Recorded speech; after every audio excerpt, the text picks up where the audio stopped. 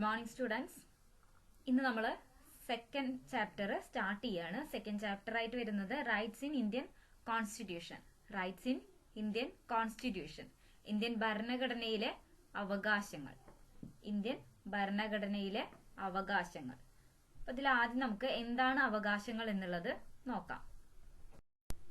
അവകാശം അല്ലെങ്കിൽ റൈറ്റ്സ് എന്ന് പറഞ്ഞെങ്കിൽ ഒരു വ്യക്തിക്ക് അയാളുടെ വ്യക്തിത്വം, അയാളുടെ പേഴ്സണാലിറ്റി പൂർണ്ണതയിൽ എത്തിക്കാൻ സഹായിക്കുന്നതാണ് റൈറ്റ്സ് എന്ന് പറയുന്നത്. ഒരു വ്യക്തിക്ക് അയാളുടെ വ്യക്തിത്വം പൂർണ്ണതയിൽ എത്തിക്കാൻ സഹായിക്കുന്നതാണ് റൈറ്റ്സ് അല്ലെങ്കിൽ അവകാശങ്ങൾ എന്ന് പറയുന്നത്. These rights are essential factor to lead a better social life. നമുക്കൊരു നല്ല സാമൂഹിക ജീവിതം നയിക്കണമെങ്കിൽ എന്ത് വേണം? ഈ അവകാശങ്ങൾ ഉണ്ടാകേണ്ടതായിട്ടുണ്ട്. And it helps to fulfil the needs of individual.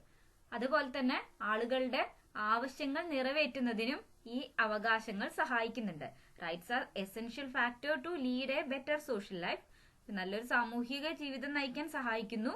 അതിനോടൊപ്പം തന്നെ it helps to fulfil the needs of individual. ആളുകളുടെ ആവശ്യങ്ങൾ നിറവേറ്റുന്നതിനും ഈ അവകാശങ്ങൾ സഹായിക്കുന്നുണ്ട്. Besides this, it brings personal development and progress of society.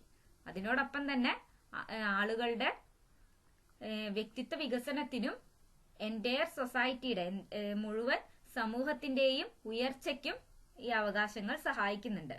It brings personal development and the progress of entire society.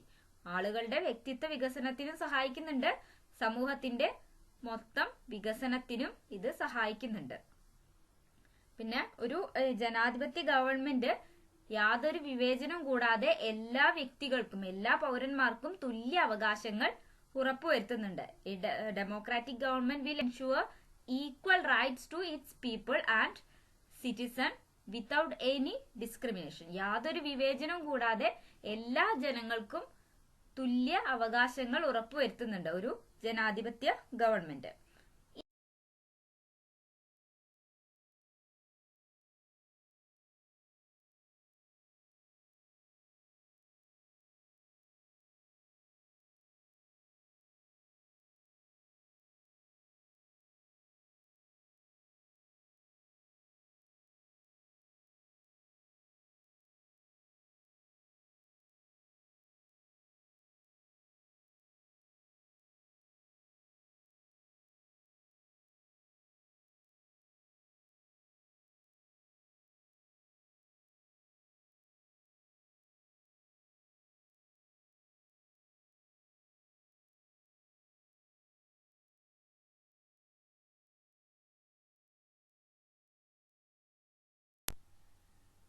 അപ്പൊ ഇന്ന് നമ്മൾ അറിഞ്ഞിരിക്കേണ്ട ഒരു കാര്യത്തെ കുറിച്ചാണ് പറയുന്നത്.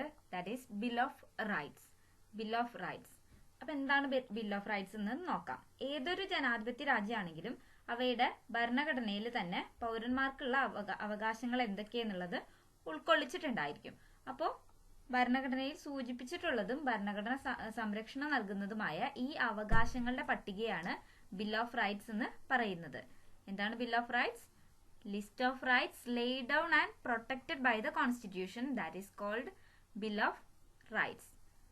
ഭരണഘടനയിൽ സൂചിപ്പിച്ചിട്ടുള്ളതും ഭരണഘടന സംരക്ഷണം നൽകുന്നതുമായ അവകാശങ്ങളുടെ പട്ടികയാണ് ബിൽ ഓഫ് റൈറ്റ്സ് എന്ന് പറയുന്നത്. It is the list of rights laid down in the Constitution. ഭരണഘടനയിൽ സൂചിപ്പിച്ചിട്ടുള്ളതും and protected by the constitution, ഭരണഘടന സംരക്ഷണം നൽകുന്നതുമായ അവകാശങ്ങളുടെ പട്ടിക, ലിസ്റ്റ് ഓഫ് റൈറ്റ്സിനെയാണ് ബിൽ ഓഫ് റൈറ്റ്സ് എന്ന് പറയുന്നത്. ഭരണഘടനയിൽ സൂചിപ്പിച്ചിട്ടുള്ളതും ഭരണഘടന സംരക്ഷണം നൽകുന്നതുമായ അവകാശങ്ങളുടെ പട്ടികയാണ് ബിൽ ഓഫ് റൈറ്റ്സ്. 2 മാർക്കിനൊക്കെ ക്വസ്റ്റ്യൻ ചോദിക്കാറുള്ളതാണ്. അപ്പൊ എന്താന്നുള്ളതൊന്ന് പഠിച്ചു വെക്കാം. ഈ ബിൽ ഓഫ് റൈറ്റ്സ് വ്യക്തികളുടെ അവകാശങ്ങൾക്കെതിരെ ഗവൺമെന്റ് പ്രവർത്തിക്കുന്നതിനെ തടയുന്നുണ്ട്. The bill of rights prohibits government from acting against the rights of citizens and ensure A remedy if rights R violated. അപ്പോൾ അവകാശങ്ങൾ ലംഘിക്കുന്നുണ്ടെങ്കിൽ അതിനൊരു പരിഹാരം നിർദ്ദേശിക്കുകയും ചെയ്യുന്നുണ്ട്. ബിൽ ഓഫ് റൈറ്റ്സ് വ്യക്തികളുടെ അവകാശങ്ങൾക്കെതിരെ ഗവൺമെന്റ് പ്രവർത്തിക്കുന്നതിന് തടയുന്നു. വ്യക്തികളുടെ അവകാശങ്ങൾ ലംഘിക്കപ്പെടുന്നുണ്ടെങ്കിൽ അതിനൊരു പരിഹാരം നിർദ്ദേശിക്കുകയും ചെയ്യുന്നു. Bill of rights prohibits government from acting against the rights of citizen and ensure A remedy if rights R violated. Government വ്യക്തികളുടെ അവകാശങ്ങൾക്കെതിരെ പ്രവർത്തിക്കുന്നുണ്ടെങ്കിൽ അതിനെ തടയുന്നു. അതിനോടൊപ്പം തന്നെ വ്യക്തികളുടെ അവകാശം ലംഘിക്കപ്പെടുന്നുണ്ടെങ്കിൽ അതിനൊരു പരിഹാരം നിർദ്ദേശിക്കുകയും ചെയ്യുന്നു. നമുക്ക് സ്വാതന്ത്ര്യം കിട്ടിയ സമയത്ത് തന്നെ സ്വാതന്ത്ര്യ പ്രസ്ഥാനം നയിച്ചിരുന്ന നമ്മുടെ നേതാക്കള് പൗരാവകാശങ്ങളുടെ പ്രാധാന്യം ബോധ്യപ്പെടുത്തിയിരുന്നു. ബ്രിട്ടീഷ് ഭരണാധികാരികൾ ജനങ്ങളുടെ അവകാശങ്ങളെ ബഹുമാനിക്കുന്നില്ലെന്നും അങ്ങനെ ബഹുമാനിക്കണമെന്നും അവര് ആവശ്യപ്പെടുകയുണ്ടായി. സ്വാതന്ത്ര്യം ലഭിക്കുന്നതിന് മുന്നേ 1928 1928 മോത്തിലാൽ നെഹ്റു കമ്മിറ്റി പൗരാവകാശങ്ങളുടെ ഒരു പട്ടിക തയ്യാറാക്കി ഈ ഒരു ആവശ്യം ഉന്നയിക്കുകയും ചെയ്തു. അതിനു മുന്നൊരു കമ്മീഷനെ ബ്രിട്ടീഷ് ഗവൺമെന്റ് തന്നെ നിയമിച്ചിരുന്നു. 1927 ബ്രിട്ടീഷ് ഗവൺമെന്റ് സൈമൺ കമ്മീഷനെ നിയോഗിച്ചു. 1927 ബ്രിട്ടീഷ് ഗവൺമെന്റ് സൈമൺ കമ്മീഷനെ നിയമിച്ചു. എന്തിനു വേണ്ടിയിട്ടായിരുന്നു? ഇന്ത്യയിൽ നടപ്പാക്കേണ്ട ഭരണഘടനാ പരിഷ്കാരങ്ങളെ കുറിച്ച് പഠിക്കുന്നതിന് വേണ്ടിയിട്ട്. ഈ കമ്മീഷനിലെ എല്ലാ അംഗങ്ങളും ഇംഗ്ലീഷുകാരായിരുന്നു. അതുകൊണ്ട് തന്നെ കോൺഗ്രസ് ഉൾപ്പെടെയുള്ള എല്ലാ പാർട്ടികളും ഈ ഒരു കമ്മീഷനെ ബഹിഷ്കരിക്കുകയാണ് ചെയ്തത്. ഈ സൈമൺ കമ്മീഷനെതിരെ പ്രതിഷേധം ആളിപ്പടർന്നപ്പോൾ എല്ലാവരും അംഗീകരിക്കപ്പെടുന്ന ഒരു ഭരണഘടന തയ്യാറാക്കാൻ ഇന്ത്യക്കാര് മോത്തിലാൽ നെഹ്റുവിന്റെ അധ്യക്ഷതയിൽ ഒരു ഉപകമ്മിറ്റിയെ നിയോഗിച്ചു. 1928 ഓഗസ്റ്റില് നെഹ്റു കമ്മിറ്റി അവരുടെ റിപ്പോർട്ട് സമർപ്പിച്ചു. അതിനെയാണ് നെഹ്റു റിപ്പോർട്ട് എന്ന പേരിൽ അറിയപ്പെടുന്നത്. നെഹ്റു റിപ്പോർട്ട്. ഈ ഒരു നെഹ്റു റിപ്പോർട്ടില് മോത്തിലാൽ നെഹ്റു കമ്മിറ്റി പൗരാവകാശങ്ങളുടെ ഒരു പട്ടിക തയ്യാറാക്കേണ്ടതായിട്ടുണ്ട് എന്നുള്ളൊരു ആവശ്യം ഉന്നയിക്കുകയുണ്ടായി. ഈ ബിൽ ഓഫ് റൈറ്റ്സിന്റെ ആവശ്യകത ഇവര് ചൂണ്ടിക്കാണിക്കുകയുണ്ടായി. ഇനി നമുക്ക് എന്താണ് ഫണ്ടമെന്റൽ റൈറ്റ്സ് എന്ന് നോക്കാം. മൗലിക അവകാശങ്ങൾ എന്നാൽ നമുക്ക് ഇന്ന് ഇത്രയാണ് പറയാനുള്ളത്. എന്തൊക്കെ കാര്യങ്ങൾ നമ്മൾ പറഞ്ഞു?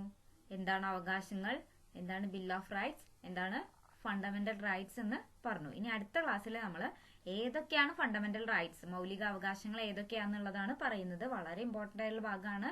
അത് അടുത്ത ക്ലാസ്സിൽ നമ്മൾ പറയുന്നതായിരിക്കും. ഫണ്ടമെന്റൽ റൈറ്റ്സ്, മൗലിക അവകാശങ്ങളെ കുറിച്ച് അടുത്ത ക്ലാസ്സിൽ പറയും. ഇന്ന് ഇത്രയാണ് പറയാനുള്ളത്. Thank you.